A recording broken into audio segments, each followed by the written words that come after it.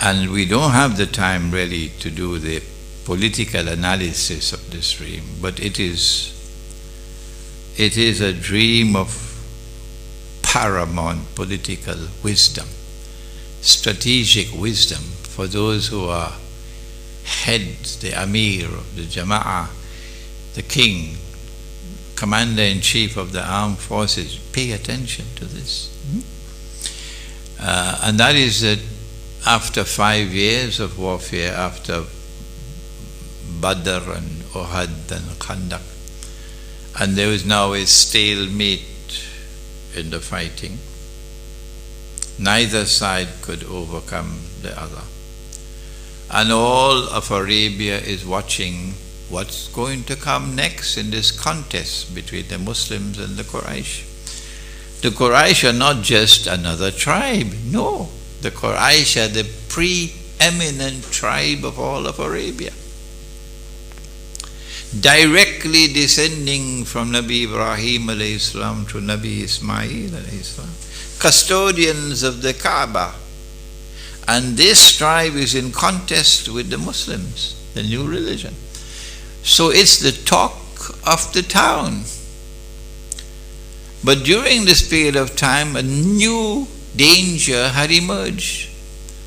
And that is Banu Qurayza, Banu Kainuka. And they had all now, as they've been expelled out of Medina, and they have assembled in Khaybar. And they are thirsting for revenge. We in the middle. If we leave Medina to go and attack that emerging menace at Khaybar, eliminated, Medina will be left vulnerable. The Quraysh can come from behind our back and take our base. If we leave Medina and go south to attack Makkah, Medina will be vulnerable. The Quraysh, the Jews at Khaybar could attack and take Medina. We are sandwiched. And if we sit down and we do nothing, it's just a matter of time before there's an alliance between Khaybar and Makkah. Pagan Makkah and Jewish Khaybar. A marriage of convenience. So what do we do? If we move, we could lose Medina. If we don't move, the situation will become more dangerous. What to do? Allah subhanahu wa ta'ala then gave the Prophet alayhi salatu wasalam a dream. Surah Al-Fath. He saw himself making tawaf around the Kaaba. He woke up in the morning and he announced, I'm going. While you are at war with Makkah? Yes. 1400 said, we're going. And then they marched with the animals of sacrifice. In those days, you used to give the animal a bath and clean the animal and give the animal a haircut and put garlands around the neck of the animal. So all the world can see these are the animals of Qurban. And every Arab venerated the animals of Qurban. When we left Medina to go down south to make the visit to the house of Allah, if the Jews ever make the mistake to attack Medina while we are on this journey, every Arab in the whole Arabian Peninsula will turn on the Jews. These people have gone to visit the house of Allah, and you will come and exploit the opportunity to attack and take Medina? No, that's not possible. So we are now safe from attack from Khaybar because we are on a sacred journey and we have the animals of Qurban. Our objective is to reach into the Haram, because in the Haram area the Quraysh cannot attack us. It's prohibited. A customary law for all of Arabia, you cannot fight in the Haram area. When we arrived at Hudaybiyyah, we stopped, we camped. Once we are there, the ball is now in their court. They can't attack us. They cannot prevent us from visiting the house of Allah. No. Because the customary law does not give them the right to do that. If they were to prevent us, all of Arabia will turn against them. But they cannot allow us to enter the house, the Kaaba, and make tawaf while they are at war with us, because all of Arabia would laugh at them. So they are on, it's called the horns of a dilemma. And we have put them on the horns of a dilemma because of the brilliance of this peace offensive, which came from a dream. Came from a dream. Eventually the Quraysh had to concede. We've got to negotiate. And when we negotiate, we'll have to concede that they have the right to visit the house of Allah. From the time they came to us to negotiate with us, and they offered to us, yes, you can visit the house of Allah, but not this year. This year, go back. Next year you can come.